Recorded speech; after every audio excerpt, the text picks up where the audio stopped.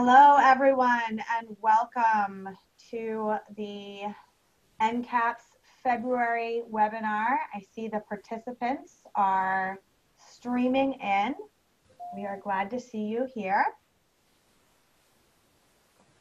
We will get started in just about 30 seconds.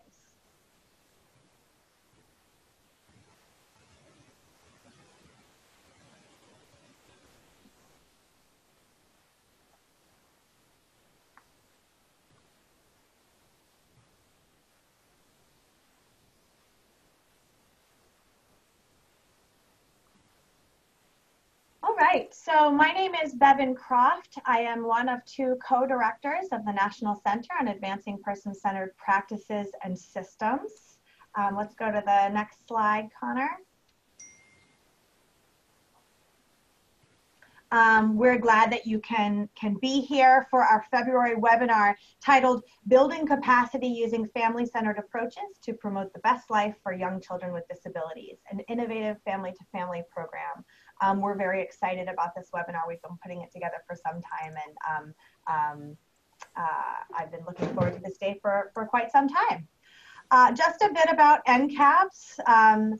We are grateful to be funded and supported by the Administration for Community Living, the Medicare and Medicaid services. These webinars are available to you every month, and they are free and open to the public. On the next slide, we just lay out our goal as a center, which is to promote systems change that make person-centered principles not just an aspiration, but a reality in the lives of people across the lifespan. We do that in a number of ways, through targeted technical assistance, through learning collaboratives, and through these webinars, which are our most public-facing NCAPS activity.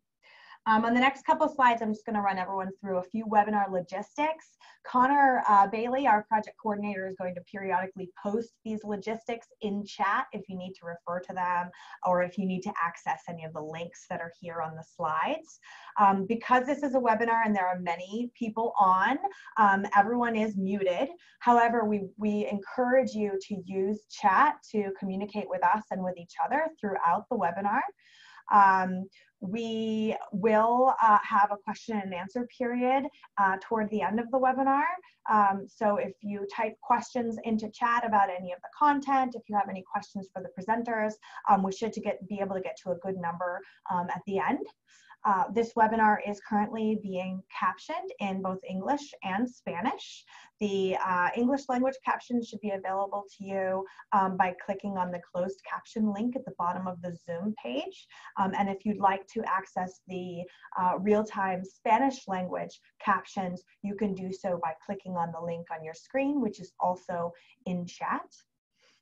We will have a few polls, I think just one poll during the webinar, which is coming up just in a moment, and at the end we'll pull up some additional polls for the evaluation questions, so please do be prepared to interact. Next slide, Connor. Do feel free to email us. Our email is here. It's ncaps@hsri.org if you have any feedback or questions or would just like to get in touch, or if you'd like to join our mailing list. And also know that this webinar is being recorded and that we will supply the recording, a PDF version of the slides, a plain language summary, the Spanish language transcript, and maybe some other goodies on our website within a few weeks. Our website is ncaps.acl.gov. So next, let's bring up that first poll. I would like to know who is on the webinar today. So Connor, can you bring up the first poll? And we'll give folks a little while to select. Please select all that apply in what roles you self-identify, be that a person who uses long-term services and supports, a family member, loved one, self-advocate, social worker, counselor, care manager, researcher, analyst, community-based provider, government employee, hospital or a clinic employee, a managed care organization employee, or a tribal Indian health service employee. So I'll give folks about 10 seconds to respond to that poll.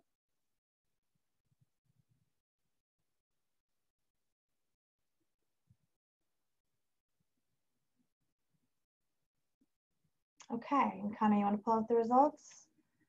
All right, so great. Thanks to everybody who responded. It looks like the largest share of folks on the webinar today are in a social worker, are social workers, or in a counselor or care manager role. Welcome.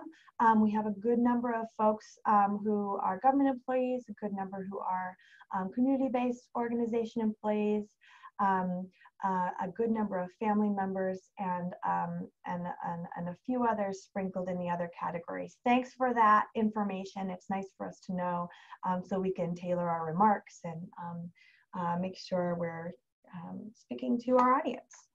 All right, so I'm just very pleased to be introducing our speakers. First, you'll hear from Silvana Momik. She's CEO of Plumtree Australia and has 28 years experience in the early childhood intervention field. She's the co-creator of Now and Next, promotes peer work, and has incubated 2 new peer-led organizations. She's currently finishing up her PhD on individualized funding and supports her son to self-manage his funding. Next, we'll hear from Dr. Anik Jansen. She's based in New Zealand, and she's a clinical psychologist and researcher. She's interested in changing the disability sector through family collective leadership. Anik co-founded the evidence-based Now and Next, which is a positive parenting program in Australia, Canada, New Zealand, and Europe. And she raises a young adult with special gifts. Mohammed Husseini is next. His Fano, or family, consists of a very supportive wife and 3 amazing children. They're born in India. They chose New Zealand as their home, and their second child was diagnosed with the autism spectrum disorder a couple of years ago. They were one of the first families to be enrolled in Now and Next in New Zealand. Mohammed works as an architect, and he and his wife are trained as Now and Next peer facilitators. After that, we will hear from Gareth Williams in Canada. He's currently the Director of Family and Children's Services at Kinsight Community Society and is interested in finding new ways to enhance family engagement and build family leadership in the early childhood intervention sector. And finally, we'll hear from Clayton Buffoni.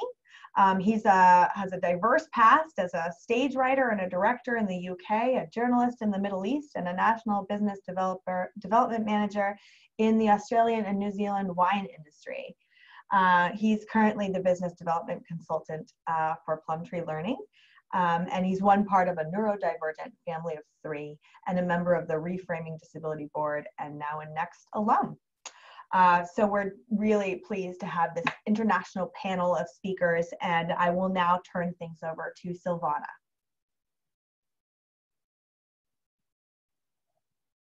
And introduction there, and wow, what a wonderful opportunity this is to be speaking with all of you in the United States of America. Really excited on behalf of all of us. Thank you for the opportunity.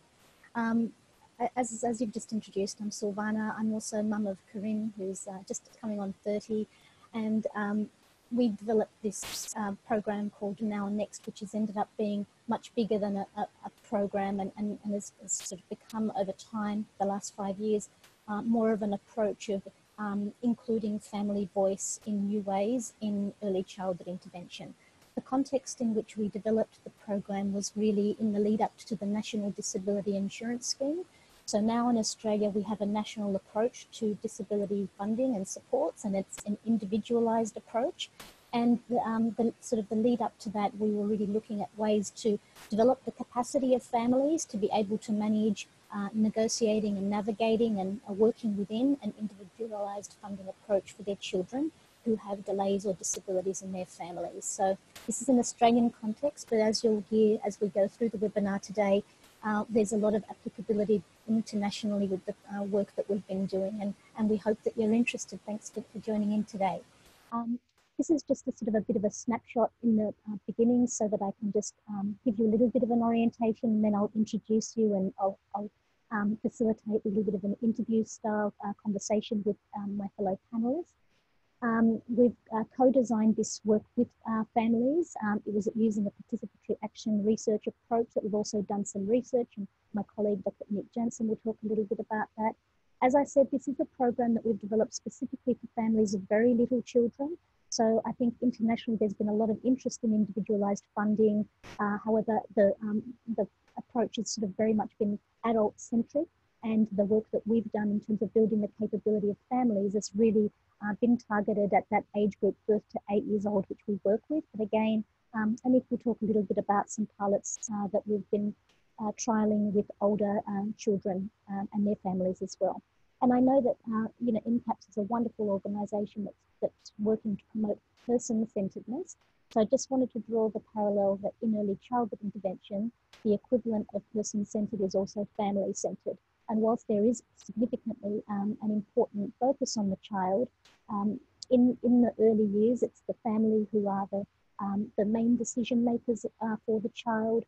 They'll make decisions about the quality of their child's life. They'll also make decisions about how individual funding is spent. And so I'm sorry to interrupt you. If you could, we're getting a few notes that people are having a bit of a trouble hearing you. I think if you make the microphone just a bit closer and speak a bit slower, it'll be better. Okay, I'm not sure if that helps. I'll try to work out my volume in a moment. Okay, so I was just saying that family-centered is really where we're at with early childhood intervention, because it's the family that are making the most of the decisions for their child, both in terms of the quality of the decisions, in terms of day-to-day decision-making for their child. Often families, until their child is 18, are making a lot of those decisions. And there's a slide as we come up where I'll explain that a little bit more. But especially in the beginning, in early childhood intervention, it's families who are spending the funding and making purchasing decisions. And so this approach is really about building the family's understanding about what to aim for, about how to identify their goals, about knowing where to head to so that they can have as independent as possible adults once they've done their parenting job and their children reach 18. Of course, it never really stops. So that's just a little orientation to our work. And I'd like to now just give you a little sense of what the Now and Next program is about, and we'll talk about that, and then a couple of other resources, and then over to our IT to look up the video.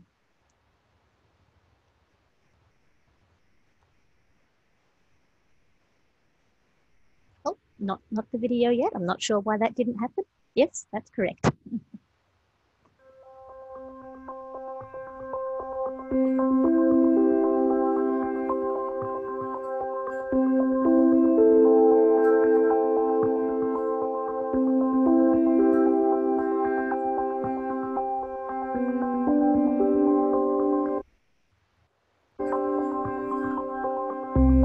I have a story to tell you. Meron akong kwento para sa'yo. 我同你講一個故事啊。When my daughter was born, they called us in. After the diagnosis, the doctor said, my son would not walk. They said she may not talk. That our life was going to be really challenging. I felt completely overwhelmed. We didn't really know where to go, who to listen to, and what steps we needed to take. I was searching the internet every night. every single night. And the more I read, the more my heart sank. Everyone was telling me what my son couldn't achieve. But then I joined a program called Now and Next. As parents, we imagined what would have helped us when our children were little. So we developed Now and Next. We wanted to give families hope for a future with possibilities. But we also wanted to ensure that the program was robust and evidence-based. So we turned to positive psychology. First, the families develop goals, and then the strategies to achieve them. We give families the tools to build on their strengths so that they understand what to do to help their child thrive and progress. During the program, I learned skills that helped me achieve the best outcomes for my son. I learned how to work with our supports and therapists to achieve what's best for my son.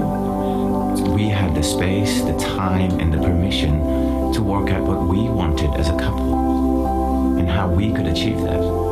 The biggest lesson I learned was that looking after myself and the other people in my family helped our daughter too.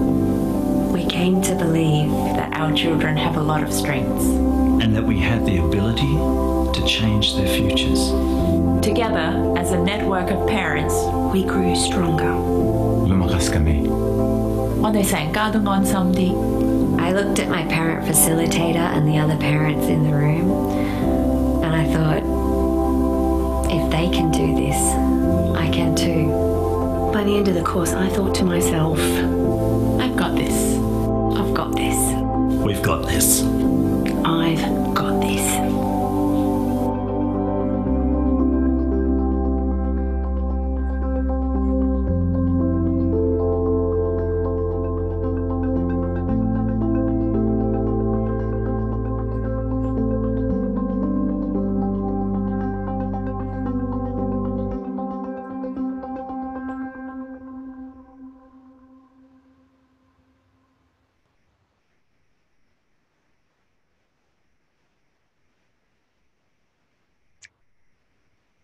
Hi, Connor. Just Silvana, again, if you could go back one slide, I think it is where we have some circles to explain what happens in the Now Next program. Fantastic. Well, the Now Next program is a series of 8 2.5 sessions. In those sessions each week, it is a parent-led program. It's run by a parent facilitator. The facilitator is not necessarily presenting, but they're facilitating an adult learning opportunity for the families of children with disability who are joining in the program. Each of the programs are set up in a way so that families are doing most of the work themselves. It's sort of group work and sharing and talking with one another. And so what happens is we cover each week some different topics from looking at pictability, which is setting a vision for their child and family, setting a family goal, setting a child goal, setting a personal goal, and that's very unique, because for those of you who work with early childhood and the families of children with disabilities, the goals that families set are for many, many years pretty much heavily focused on their child goal, leaving family goals and personal goals to the side, and that's obviously got significant consequences for families' situations as their child grows older. So we start the program with really orientating the families to the importance of family and personal goals in addition to their child goals. We run through a number of different activities with the family rooted in positive psychology, such as helping them to find their signature strengths, activities which focus on increasing their agency. And the idea is working with professionals, bringing all of those skills and working really sort of confidently and growing their capabilities to work confidently in partnership with professionals. And at the end of the program, we leave families with what we believe is a toolkit for some new skills that they've got in being able to both understand where to go with their child's development and their family's future, but also giving them some skills that they're going to be able to, and some tools that they're going to be able to practice in the years to come, in those everyday opportunities, such as working with childcare or schools, or working with the many professionals that often families are working with to support their child's development. So that's a little overview of what happens in the 8 weeks of the program. Thanks, Connor. We'll get you to move through to the next slide. Great. So the program really starts in week 1 with what can also be a standalone activity, and we call this activity Pictability. It's a resource that we developed ourselves. We co-designed with families, and that's been through quite a few different versions. The point of this little set Pictability is to help families to set a vision for their son or daughter, but also their whole family and for themselves. And it takes between sort of half an hour to an hour and a half. It depends on how long each family takes in this process. And the idea here is to really challenge the assumption that when we ask families to develop goals, in meetings for their son or daughter, that's usually done in an interview style approach where we've got an agenda and we're asking families questions about, what are your goals for your child? And often as a parent, Anik and I reflected to ourselves that when my son left high school, for example, one first thing that I said was, I never wanted to do an individual education plan meeting again. I hated them. They were so disempowering. Firstly, they never included my son.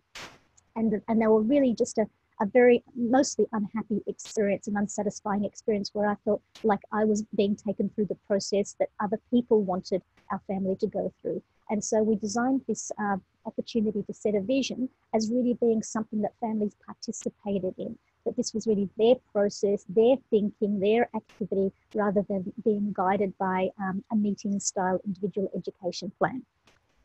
So we'll go over to now the video to give you a little idea about what this is. Life. Sometimes it doesn't go to plan, especially when you're the parent or carer of a child with a delay or disability. You seem to always be on the go, but left wondering if you're actually getting anywhere. What if we told you you don't have to feel like this? Pictability allows you to catch your breath. Have a play, follow the steps, take your time. By the end, you'll be reconnected with what's important to you, your child, and your family without even realizing it. That's just how Pictability works. Pictability helps you turn what's important into what's achievable. What's achievable then turns into a map for a great life, your family's life. And before you know it, you're on your way.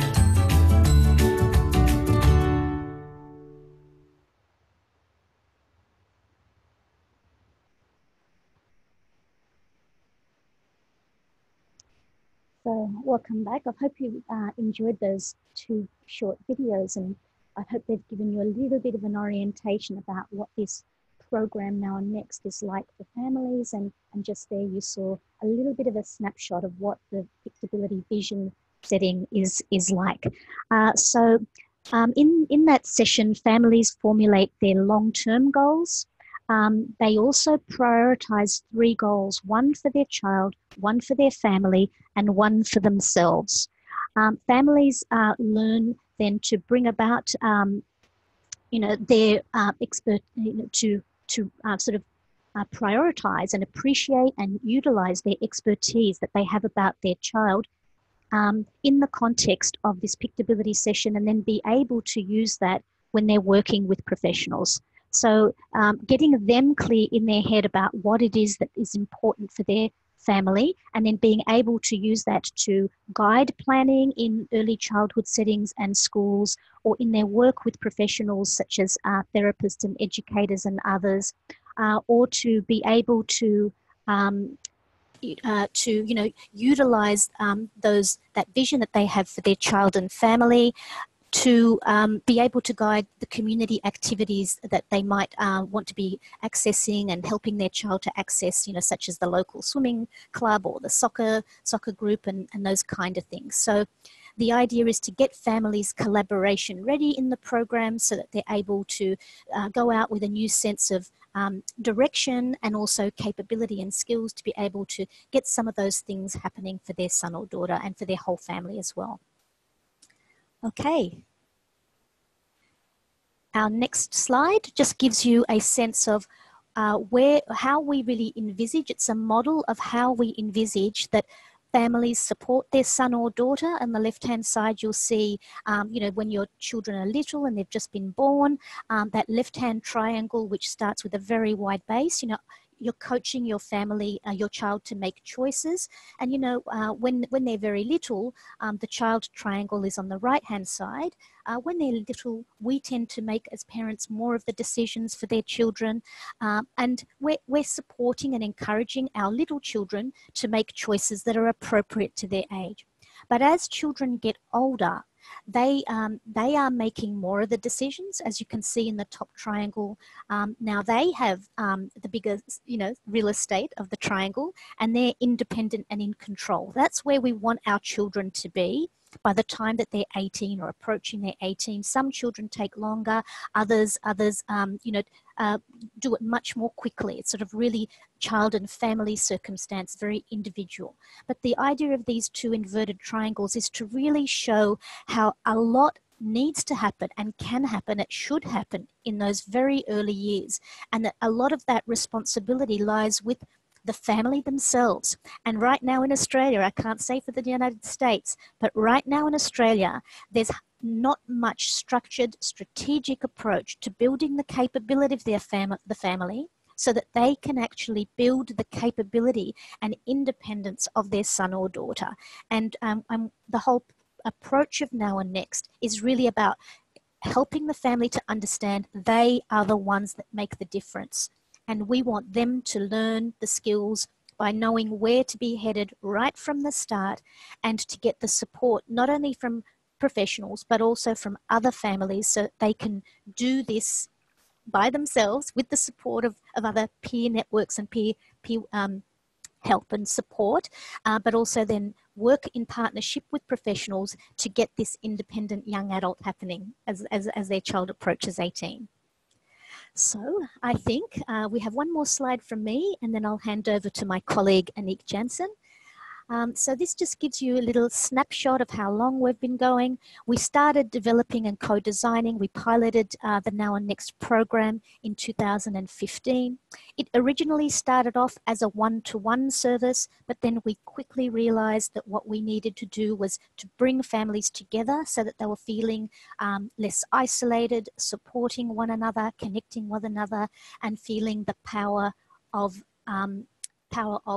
peer connection. We started training peer workers, and in 2018 we've developed international hubs in New Zealand.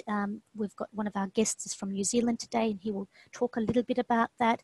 We've also started running the Now and Next program online, and the really encouraging thing is that online data is comparable to the face-to-face data. And most recently, we've started working to train facilitators of the Now and Next program online.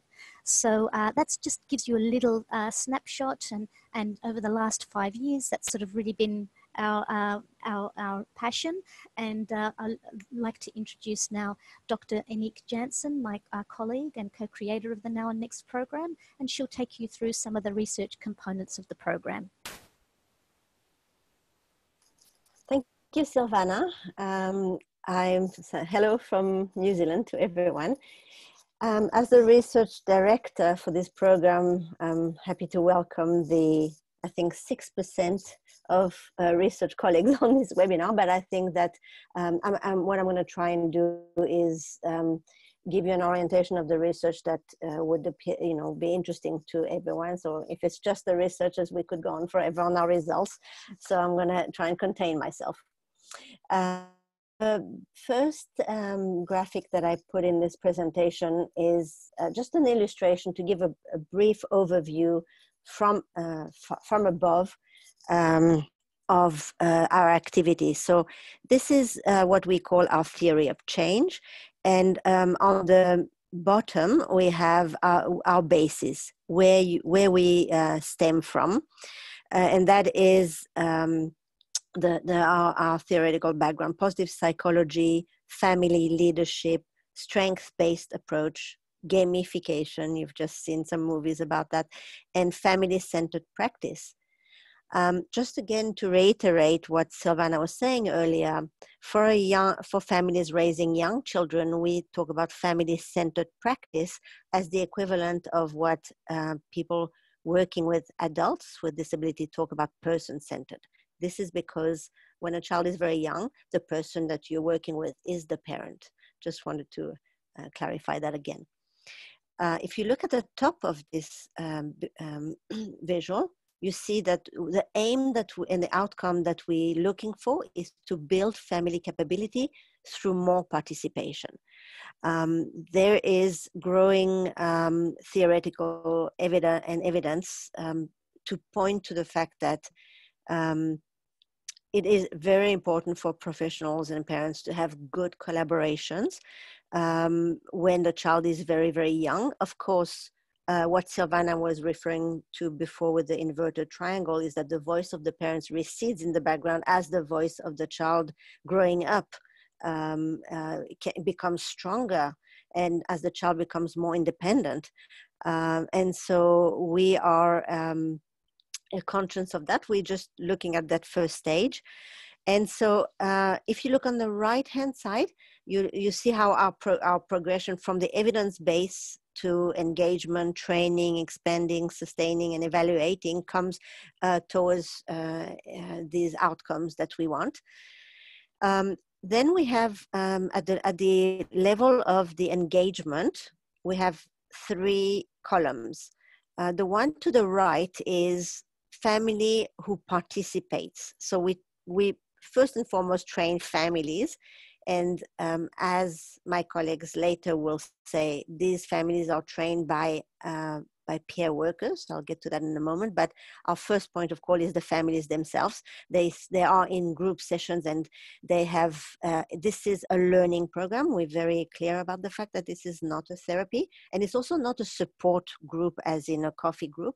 So the difference with what we do and what others do is, and the support group is that we have, based on positive psychology, we have a curriculum, which is what Silvana was talking about, what happens at each session. And we are evidence-based. So everything we do is informed by evidence and also feeds into evidence. So we collect data, which I will show you in my next slide, in real time during programs. So back to what we can see on the visual here, the column on the right, the green column on the right-hand side talks about the voyage of the families. They first participate as in the Now Next program, and then there's family workshops, and then they become a part of an alumni group of parents.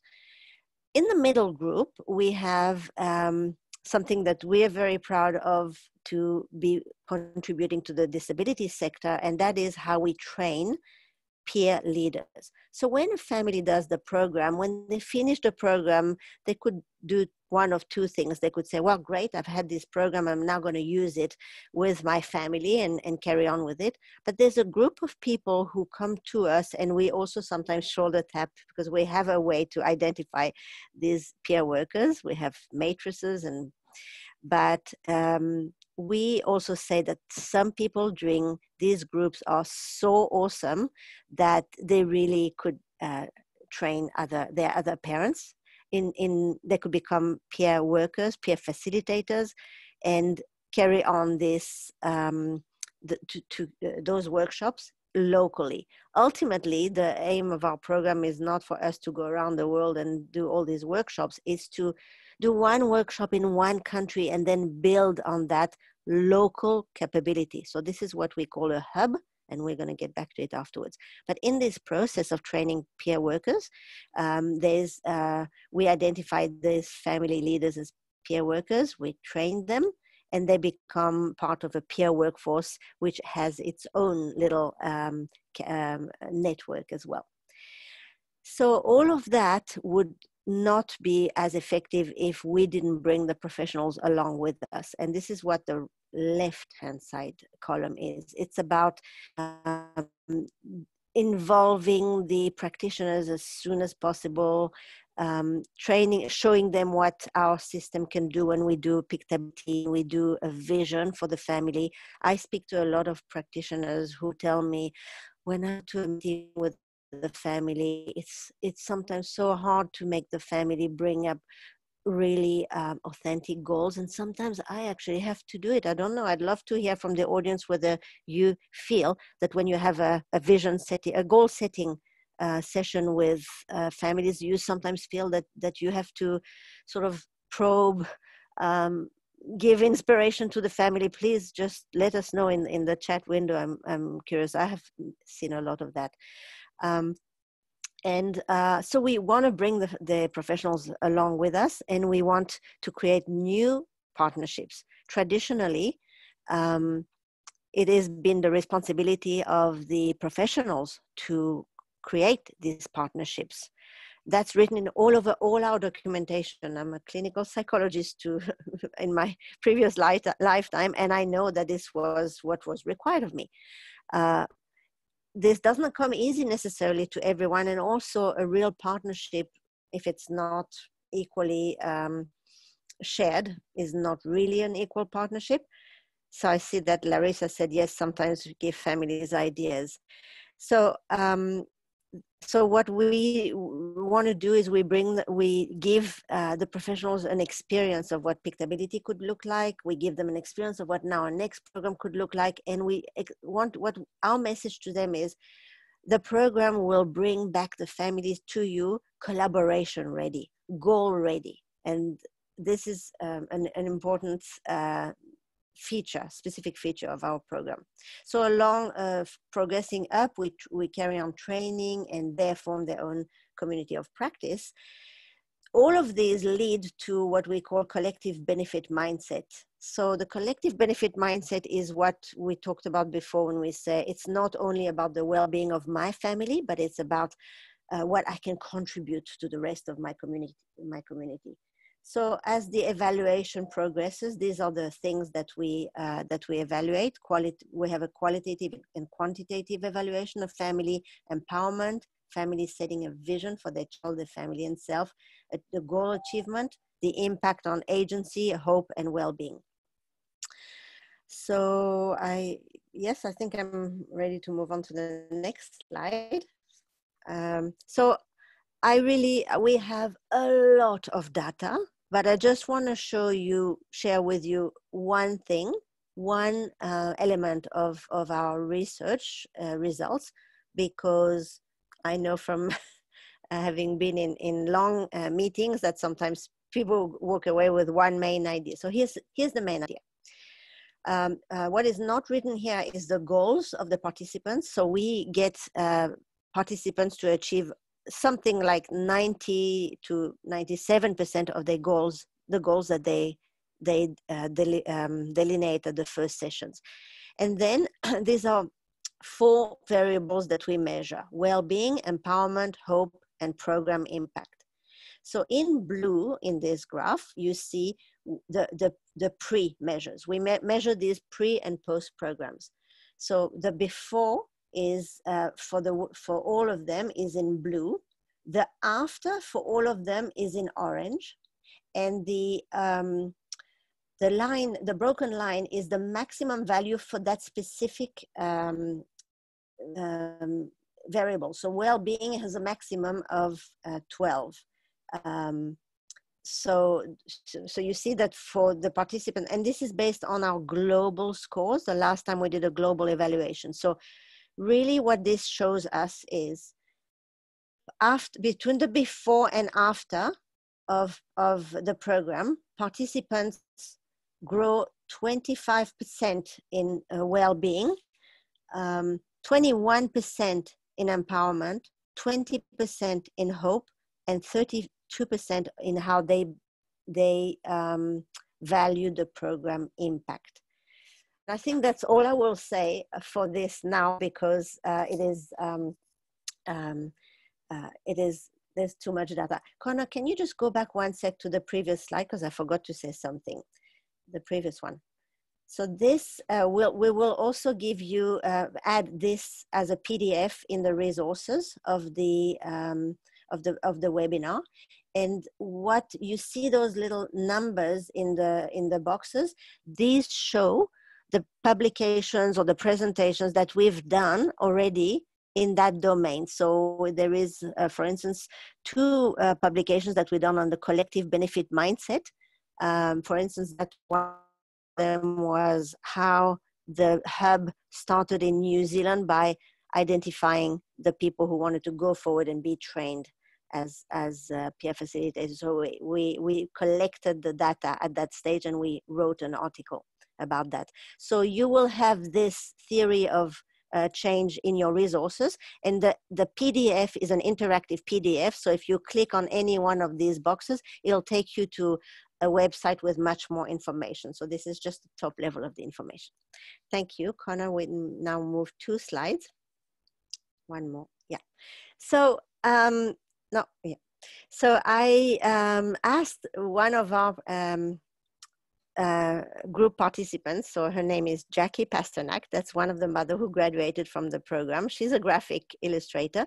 And I asked her, how would you represent what happened to you and to participants during the program? So this is how she chose to represent it. And I just want to give you a few words around this illustration.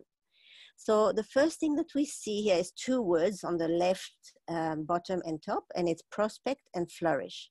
So prospection is an important concept in the positive psychology development, and that is about envisaging the future with hope. So that is what we start doing right from the first minute with Pictability. And flourish has to do with what I want myself and my family and my child to accomplish. That's on the long term, we want the benefit of having more well-being. So in the space rocket, we have the exercises that we do during Now and Next program, which are, as I mentioned before, are evidence-based. So building agency, identifying your signature strengths, identify the well-being practices, which are acronym is PERMA. So it's positive emotion, engagement, relationships, meaning, and achievement. So people are in a spaceship traveling together. And I know that this metaphor of the voyage is slightly overused, but we felt here that she feels here that sky is the limit. So she wants to be in that kind of voyage. And basically along the way, there is what happens when there is peer network growing, that they form partnership with professionals that they feel are different, and that there are other benefits from the program. I think that's it for this. Yep.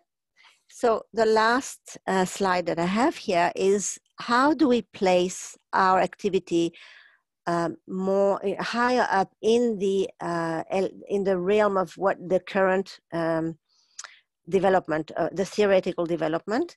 Dr. Peggy Kern, who's referenced, the paper is referenced here, is talking about system-informed positive psychology framework. So we all work within a system, and we need to make sure that all parts of the system actually move together. So practically speaking, for us, it means it's not enough for the parents to be more empowered and more positive and setting goals about their children. Really need the professionals to come along with us. We also need the funding models to be to appropriate, follow the parents' new agency.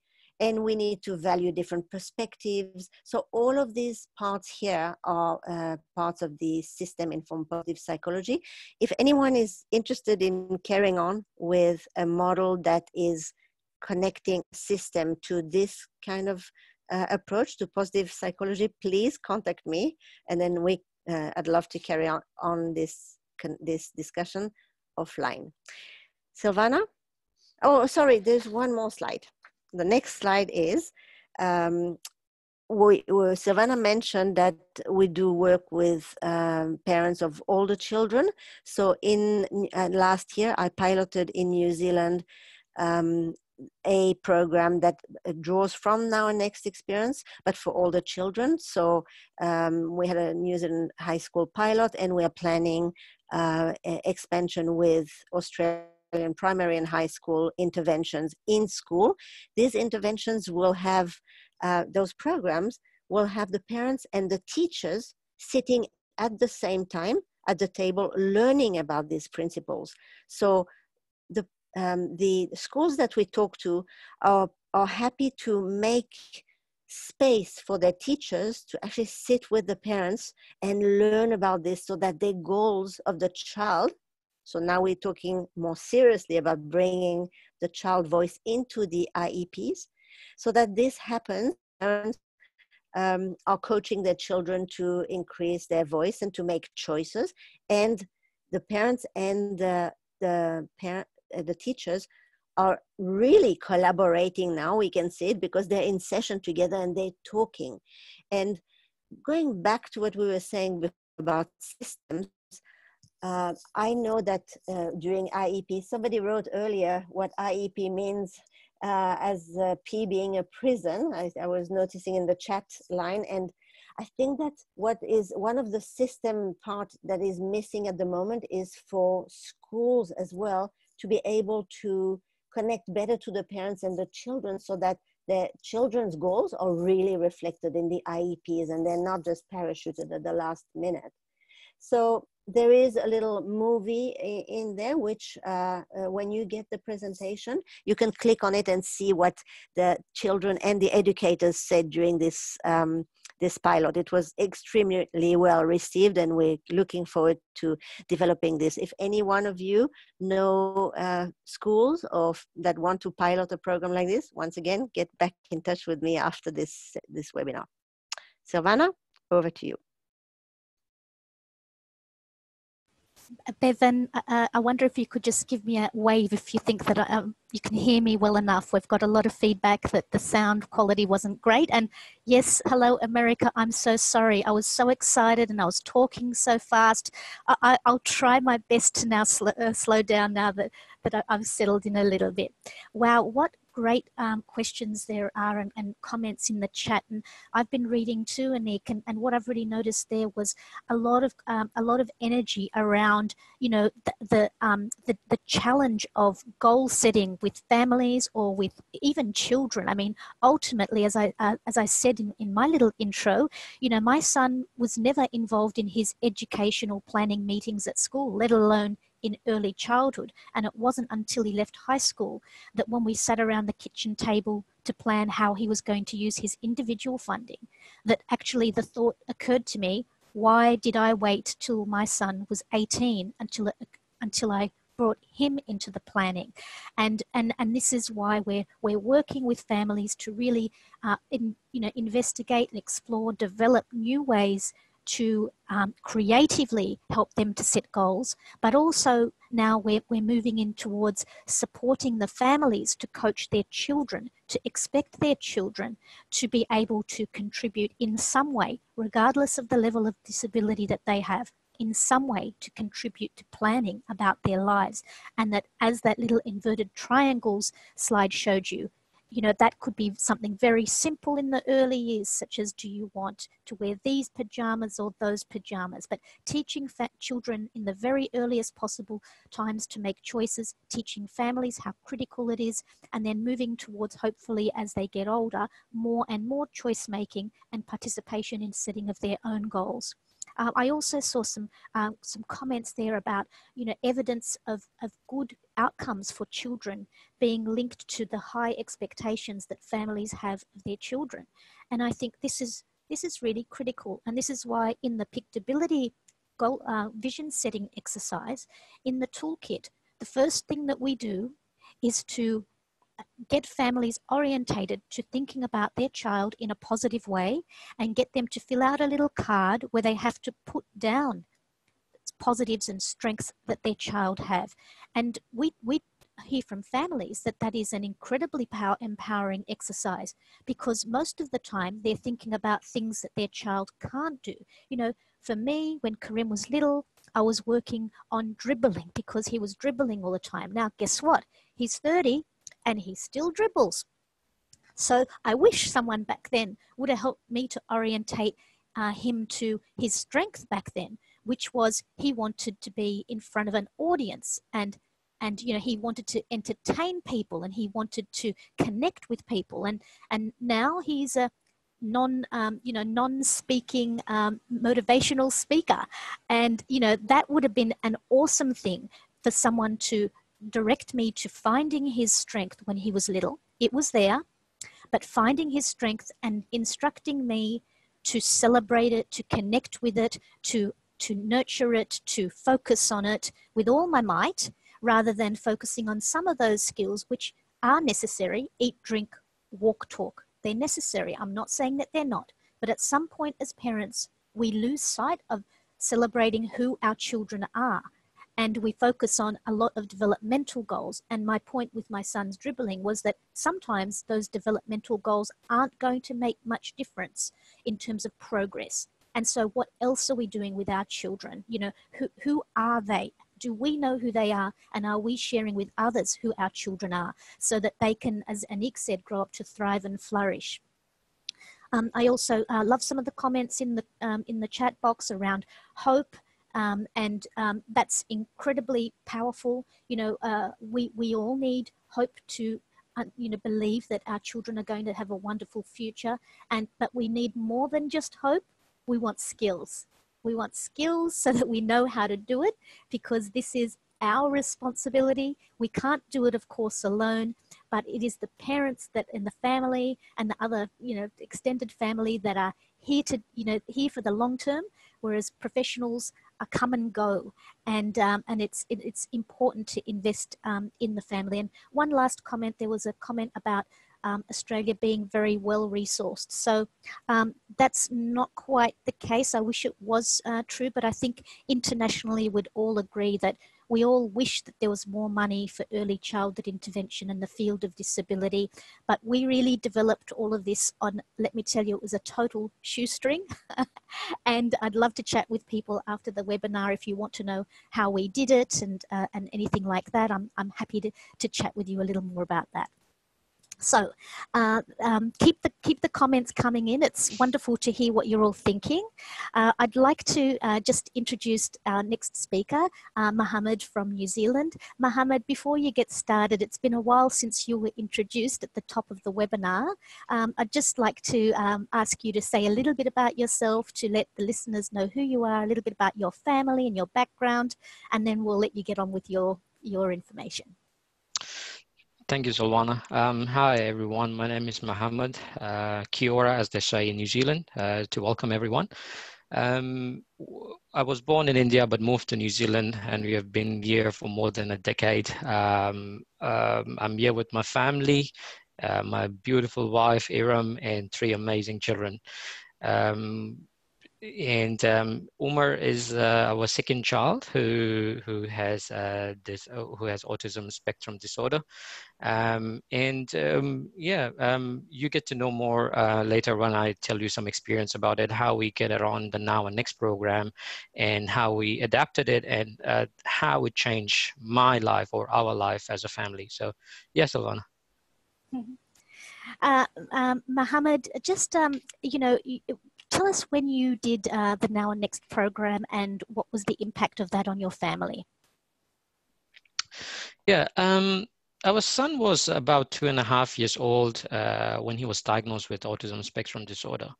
Soon after the diagnosis was when I could say our family were in depression. We stopped doing many things like socializing, going out as a family, or having fun.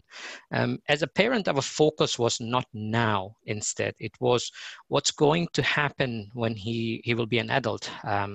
Who will take care of him? Whether he will ever go to school? Will he have any friends?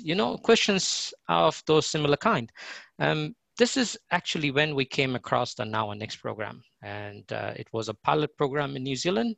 We enrolled in it, and it was a 4-week course. And during that course, we started feeling empowered. We started to find hope in our planning. Our overall well-being improved. And I'll give you some examples around that. So our wild thoughts before, which were like, what's going to happen, started to transform into goals. And we started to work towards our goal, taking small baby steps. So our focus changed from what's going to happen in 20 years to what's going to happen now. If it's happening now, how will it be if we started to measure it? Like an example, our thoughts before were whether my son would ever go to school. We changed that into a goal, and we worked towards it, breaking down into many small goals to make him school ready. We would fail sometime, that's fine. Or sometime we would go back and change the strategy and then achieve our goal. So we started to measure our success, and we celebrated, as you said, Silvana and Anik before, we do celebrate our success. And this brings us together. This is when we started to get hope back into our lives. This is when we started to feel empowered. And most importantly, we started to have fun as a family. So now, about 2 weeks ago, my son started his school, his mainstream school, and he enjoys it. And we are so proud of him. He's our champ, obviously. So when I reflect back at the days just after diagnosis, this journey would have been difficult, or maybe we could have been in same closure mode. Don't know. But most importantly, Now and Next has changed our life. And also changed the way we think about our son. But to add further to that, as Anik mentioned in her talk, like they do pick up the leaders into the program and train them to be peer facilitators. So we were one of the ones who got picked up. Thanks, Anik. So the journey didn't end it on the first course. So me and my wife soon realized how Now and Next program has empowered us with tools and strategies which were helping us moving forward. So we decided to be part of a wonderful team assisting other parents. So we got trained as facilitators for the Now and Next program and collaborated with the Ministry of Education. So we did our first program over there.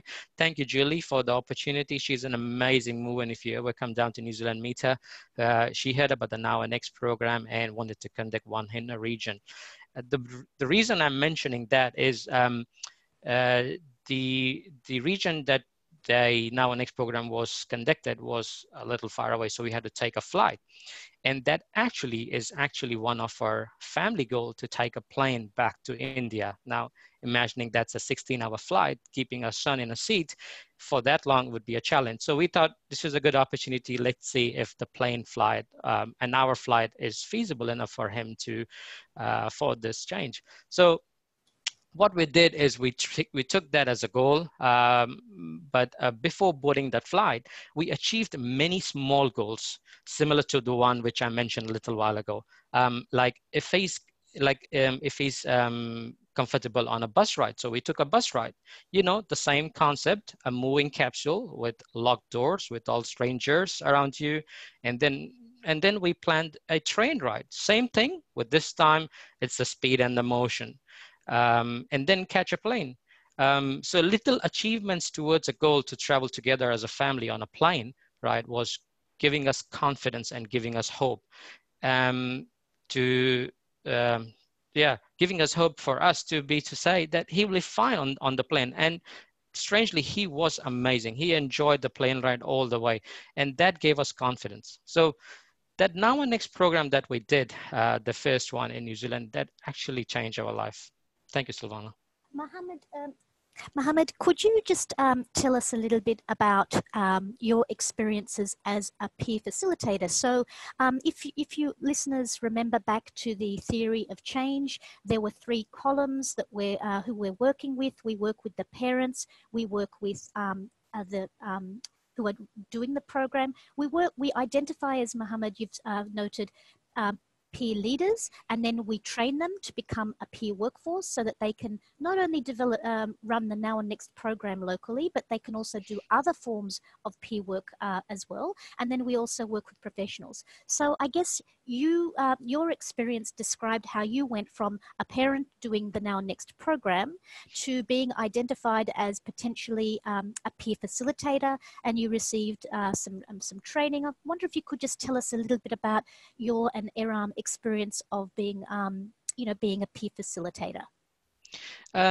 It was amazing to start with because we soon realized that the tools that we have, that we are using the tools in our life to work with our son, were actually working. It was not a theory thing. And again, the advantage of this was, like, we were working together. Me and my wife were working together, and we were speaking the same language as to what the goals are, what would be the short-term goal, how would it look like, how would it measure. So we're measuring things at a time, and we will go back to strategy and to say, look, this wouldn't work. We can go back and change it.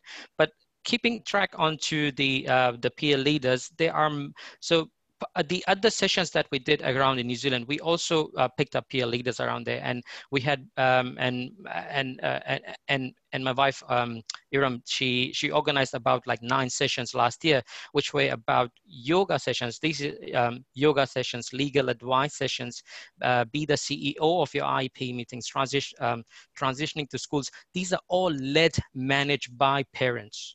So that's an amazing achievement to say that you pick up leadership amongst the group from the parents. Yes, Alwana. And so, Mohammed, just on the last slide there, before we move on to Gareth, just wanting to note that we've used the word hub, and we use that as a term to describe a region where there are some peer facilitators trained, so that there are some peer connections that can be made through the peer facilitator in the Now Next program. Do you want to just say anything in conclusion in terms of setting up the New Zealand hub in your region? Sure. So where I come from is from Hamilton here in New Zealand. There's a lovely center called Mackenzie Center, which has obtained funding to run Now and Next program for the next 3 years, which includes the evaluation program and impact.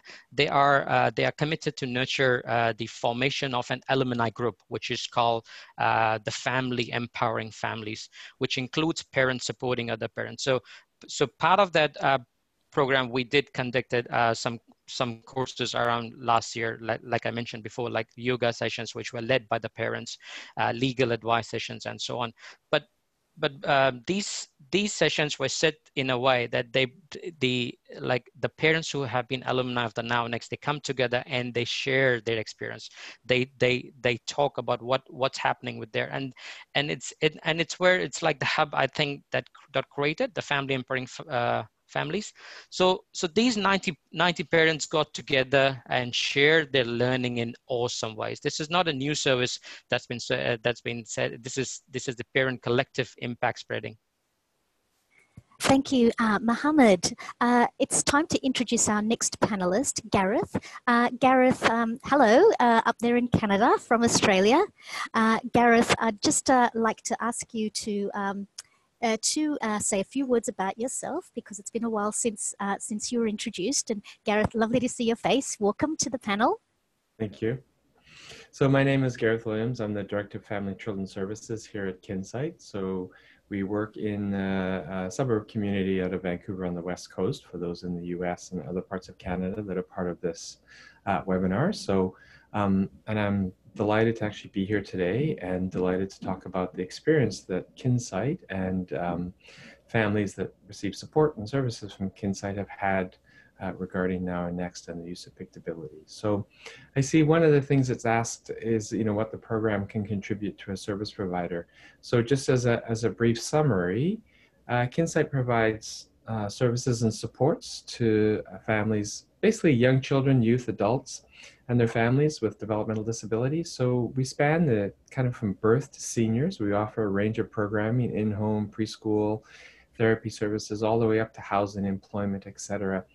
And I think one of the things from an organizational perspective that we see chronically as kids age and move through the years and into their young adulthood, that families tend to be less involved, that a lot of the planning, that a lot of the work gets handed off to organizations. And then as adults with developmental disabilities get older and some tough decisions need to be made, families are really missing. And we end up spending a considerable amount of time and energy trying to re-engage. And I think one of the beautiful things about Now and Next, and about developing a leadership versus a family support model, is that families are engaged and parents and siblings are engaged over time. So that work that gets done in the early years is continued through and through adulthood. So I think just from a basic service provider, I understand that there are a number of people on the webinar that work with adults only. When you think about how does this affect the work that I do, I'm going to suggest that actually it's a very powerful way to have families continue to be engaged, and to have siblings of children with developmental disabilities to stay engaged as they get older. So I think that's a really key piece. The other thing for us as a service provider is that what we've noticed in just our brief tenure with Now and Next, and we're 3/8 of the way through our second session, but our first session delivered by our own peer workers who took part last spring, is that connection between what a family wants, what a parent wants, and what a professional is trying to provide is much stronger in a lot of cases. you know, very often we hear about, in conversations with professionals, about families seem to be not on board, they seem to be disengaged, etc. And those roots really are, or that feeling by professionals is really rooted, I think, in the initial planning stages. So very often we're very text-based, we have lots of forms, we have lots of consents to sign. And I think what Pictability together with Now and Next provides is a really kind of breakthrough methodology for families to actually, and parents in particular, to actually use not only their own language. So you can see in some of the material on the vision board is that somebody actually was able to write in their own language that they speak at home. So in terms of it being powerful and being the parent's goal versus the professional goal, I think really stands out when you actually have a look at the slide itself. And on the right-hand side, you'll see a delightful parent who actually wrote her goals in Spanish. Now, typically in our whole service planning process, we write goals in English because they sit in a file, they sit with us. But here we actually had the opportunity to really see it come on board and really see people embrace goals for themselves, their family, and their children, partly because they get to write it in their own language and they get to experience it themselves. So, yeah. I'm wondering if I have the right. Sorry, go ahead. Yep, Annie. Gareth, next slide. Yes, next slide, Gareth. So one of the things we did at Kinsight before we engaged in Now and Next is we had the whole, so it says FSC, and I apologize for the acronym, but that's Family and Children's Services. So that's one of the departments at Kinsight.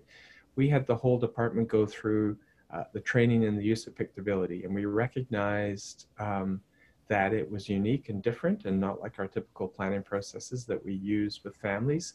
And some of the, and of course, this being evidence-based, even the training and Pictability with staff is evidence-based. Thank you, Anik.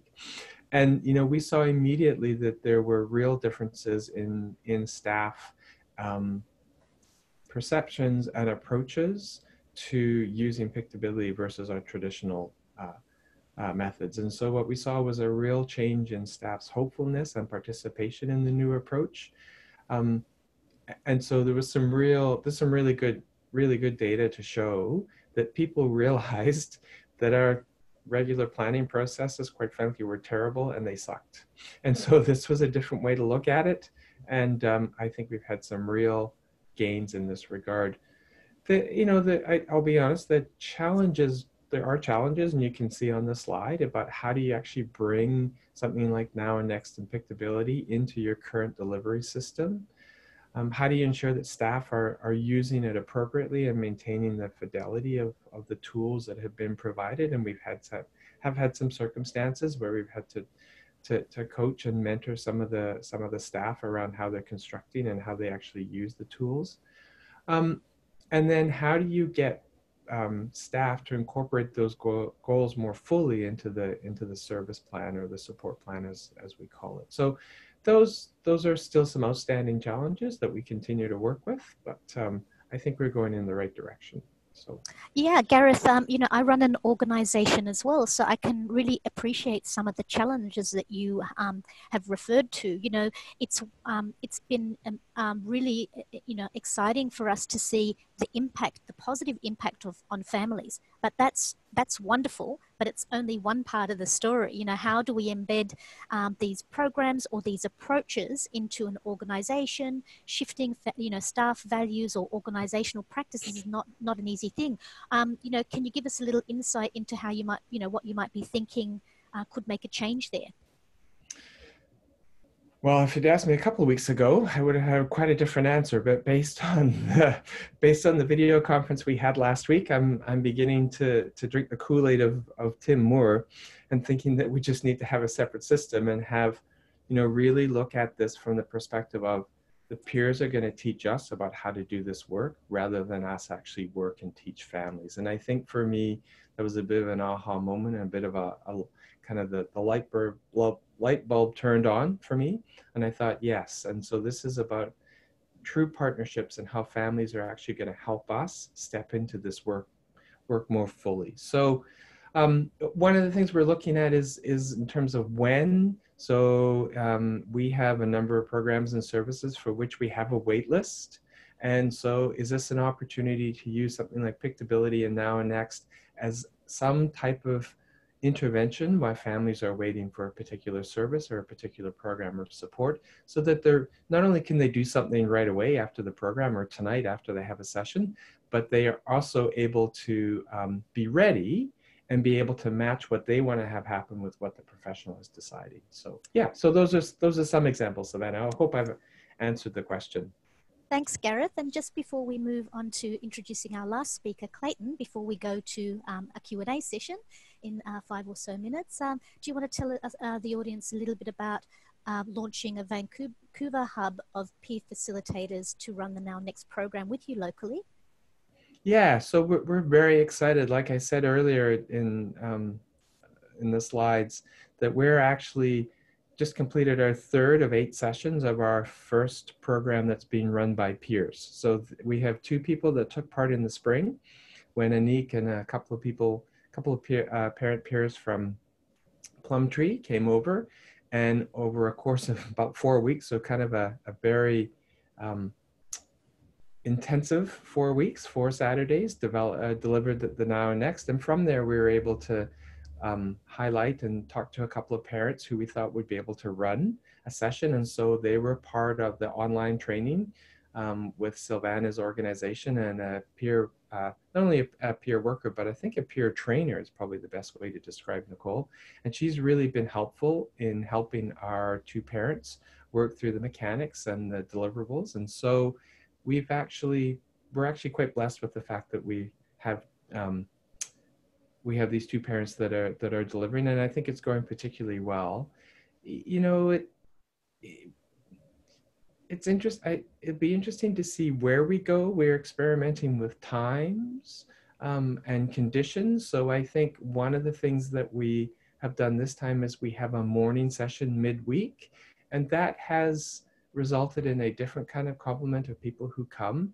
We're still quite diverse linguistically and language-wise, but we actually have fewer dads in the program, unlike we did in the spring when we ran it on Saturday. So I think we're always trying to work out those details. So yeah, I'm wary of time too, Sylvana. So thanks so much, Gareth. And while you and I have been talking, there have been some great comments, and one of those I quickly saw was, we need more peer mentoring. And I think that was what you described there in that last section, which is families working with other families. And you know, it's not just the families who are the peer facilitators who are running the Now and Next program, but they can go on to do other kinds of mentoring with families. And in our organization, Gareth, our peer facilitators started with facilitating Now and Next, but now our organization utilizes those peer workers in lots of different ways. And I won't go into that, but in your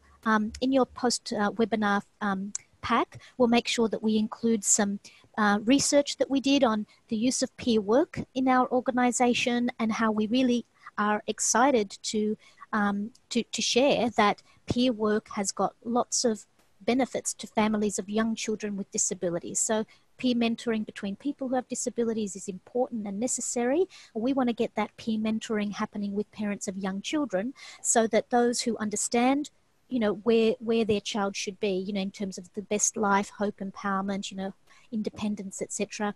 Getting those families to talk to new families could be an incredibly powerful way to shift, as Mohammed said, the way they're thinking, and, you know, shift them into that mindset of high expectations and hope for a positive future. yes, Okay, absolutely. well, thanks, Gareth.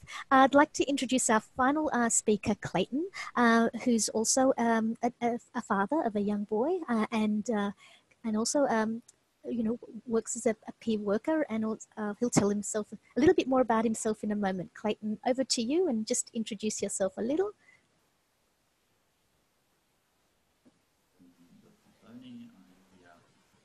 I feel like the third string quarterback at the Kansas City Chiefs, who just comes on after the Patrick Mahomes have all done their dazzling work. But I'll try to add just a few little things. You can see in that picture there, my lovely wife and amazing son, Harry. Look, what I'd like to touch on, because we don't have a lot of time, is just on a personal note. I guess when I first came across the Now and Next program, my wife had suggested that we do it together, and she presented it to me as how to learn how to set goals and achieve them. And I basically thought, look, I know about setting goals. I've done it my whole life. I do it in my work. But what I didn't realize, and what I came to learn, was the difference for me between setting goals and having a vision. And I was good at setting goals to achieve, but what was driving the goals, everything seemed to come from what was instilled within the system, which was we look at the deficits, we look at what my son can't do, and we work with fantastic professionals who want to fix that, who want to help. But what happened is you end up looking at the negatives. When you have a vision, as I finally discovered, when you have a vision, those goals are still set, but they're driven by the possibility of such positive outcomes. And it changed our outlook, it changed us as a family. And to me, excuse me, I'm breaking up, goodness. To me, that's what was quite extraordinary about it. The other thing that I learnt on a personal level was doing it as a couple was so essential because, and there's been quite a few questions about dads, etc. As I say, I had some resistance, but I was drawn into it. And what I discovered was that we were on the journey together. We always had been, but I was really very much the passenger. I was there to help. If a tyre needed changing or petrol needed to be put in, I could supply that. But I wasn't setting the direction with my wife together. I was letting her do all of that work. And you need that support, I think. You need to be doing it together as a family. And also, importantly, adding that voice of our son in as early as possible. So that as a family, we're setting our destination and goals. So to me, they were the two main things that I found from doing the program. The third point I'd make is there were questions earlier about resources and Australia being rich in resources. And this was the real eye-opener for me, was to be able to sit back, look at our vision, look at our goals, but actually realize that along with the amazing professionals that we're working with, our team is so much bigger, or our resources are so much bigger. And by this, I mean, we discovered a fabulous team member who is this wonderful 70-year-old Chinese woman called Mary, who runs the local chip shop. Harry, she's very tough with people. She runs a tight ship and she growls at people and keeps them in line. Harry enters the shop and she turns into a lamb. And he has this fantastic connection where he's actually able to order food and hand over money and take the currency. He learnt to say hello and goodbye. This was an amazing tool. We'd never seen anything like it. And we've then, by looking into our community, been able to develop so many resources that are helping to lead him to a rich and rewarding life. The sort of life that our vision wants for him, rather than purely looking back and saying to our poor old professionals, can you fix these things? Can you help us? Instead of saying we're the experts in our child, we're going to help you to understand him as a person rather than as a series of challenges. That's probably it for me, because most things I think have been covered and covered beautifully. Clayton, thanks for sharing that. We've had some great comments in terms of appreciating and welcoming the perspective that you and Mohammed have brought as fathers. And indeed, that challenge in early childhood intervention for us really focuses on the very small percentage. You know, I think it's like 2 or 3% of fathers are engaged in early childhood intervention, leaving most of that work and that interface, as you've described, with the partner. So I'm just wondering, do you have a thought on how we can engage fathers more? You know, if they're not coming to Now and Next, perhaps, you know, would they do it online, or are there other ways? I mean, you're a man. What do you think?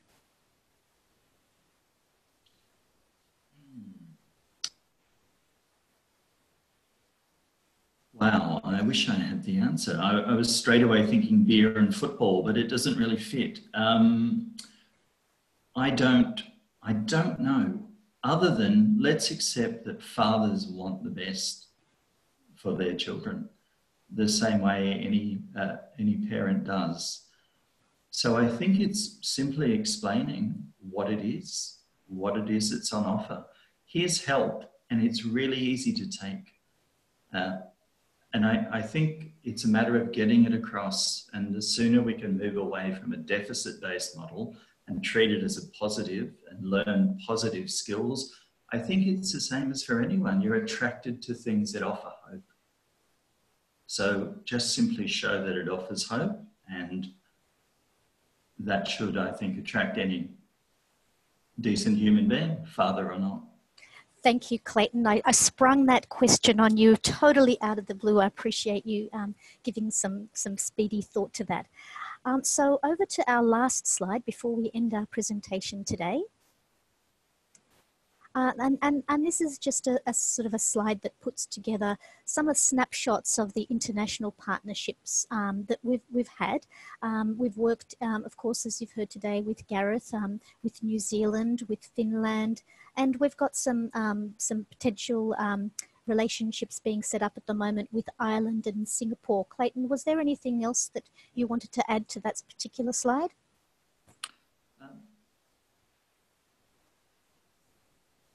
Sorry, I don't think there is much that I can add except it speaks for itself, and it is something that is certainly growing. With, you know, we are working on taking it into Ireland and Singapore, and there's a great deal of interest. People want to change; they want to embrace a different approach. So no, it's just fantastic to look at things. To look at a global map without seeing red dots that are talking about coronavirus. Yes. Clayton, I asked one of our peer facilitators who is a father, Mello, I asked him, you know, when he went to Canada and to Finland, I said, what is it like facilitating the Now Next program in those other countries? Does it work? And I recall his answer to me. He said, Silvana, wherever I am, I feel that families are united by the love that they have for their child, and that does not have any, you know, global boundaries. Wherever families are, as you said, with fathers, we sort of, you know, often assume that perhaps why aren't they engaged? But you've really reminded us, both families more generally, but also fathers, they love their children, they want the best. Let's start from there and move forward. So thank you all for staying on in today's webinar. I'll hand over now to Bevan, but I also wanted to thank our wonderful panel. I really appreciate it. And thank you, listeners, for giving us the opportunity to talk to you today. Thank you, Silvana and all. I just wanted to say a quick couple of things, and please do type your questions into chat as I'm speaking. About why we invited Silvana, Anik, Mohammed, Clayton, and Gareth here. At NCAPS, you know, we have a pretty broad scope. We're interested in enhancing person-centered practices across systems, across the lifespan. And for these webinars, we do like to highlight fresh, creative, innovative applications of person-centered principles. And that really is, you know, what our impression has been of this work. And so we just wanted to highlight and call people's attention to it. you know, I just want to just make a couple of connections between this work and NCAPS and what I know everyone on the webinar is passionate about. And that's one, you know, the power of peer mentoring, and not just peer developed or peer provided services, but services that are really from top to bottom, from beginning to end, developed by people who've lived that. And I really think that you all have laid that out beautifully. And then the ways in which the strengths-based approach is really put into action here, I find very exciting. So I just wanted to say that as just to sort of connect the dots for you about why we brought folks from New Zealand and Australia and Canada on to talk about, you know, with our, you know, our US center. That's why I wanted to kind of just give people a taste for some of this innovation. So we did get some great questions coming in, and we'll get to as many as we can in the next couple of minutes. But also know that we will be providing written answers to all of the questions that we didn't get to, and we'll get those up on the website, and we'll email them out to all of these participants as well. A couple of folks have asked if this program also works for children diagnosed with mental illness, mental health conditions. Can folks speak to that? So Silvana here. Yep, we hear you. Great. So we designed the program so that, as I said in the beginning of the webinar, that families do the work.